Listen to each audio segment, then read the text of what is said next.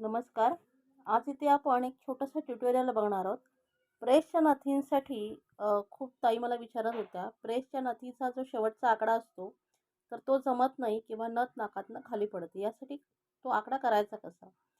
तर इथे आपण पूर्ण नथ बांधून घेतली आहे आणि त्याच्या खालच्या टोकाला आपल्या बोटाची टीप लावून हलकेच तो वर घ्यायचा ओढून. आता आपण जी नथ बांधलेली आहे, ती सरळ आहे. त्याला आपल्याला थोडासा कर्व द्यायचा, खूप नाही द्यायचा.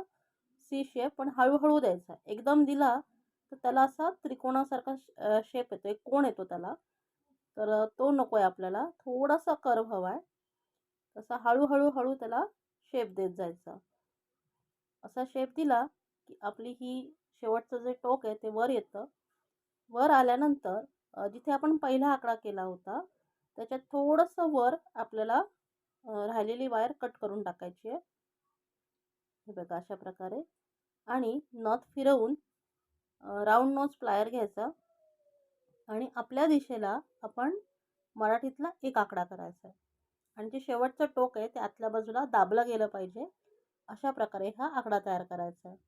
हा खूप मोठा नको, कारण तो नाकाच्या आतमध्ये जातो आणि लागू शकतो. त्यामुळे जे टोक आहे ते व्यवस्थित प्रेस करायचं, फ्लॅट नोज पकडणे. आणि आपण बॅक प्रेसची नथ बनवतोय, त्याच्यामुळे समोर जो पहिला एक आकडा केलेला होता तो मागच्या बाजूला आपण प्रेस करून घ्यायचा. दोन्ही जे केलेले एक आकडे आहेत ते एकमेकाला टच झाले पाहिजेत, म्हणजे आपली नाकातली जी नथ आहे ती व्यवस्थित नाकाला बसते. जो शेवटचा आकडा आहे तो थोडासा पुढे यायचा, थोडासा मागे आणायचा, म्हणजे त्याला एक स्प्रिंग सारखा लुक येतो. आणि आता आपली ही नथ तयार झाली आहे. ही आपण लॉरियलची नथ केली आहे. त्याचा ट्युटोरियल चॅनलला आहे, तर ते तुम्ही नक्की बघा.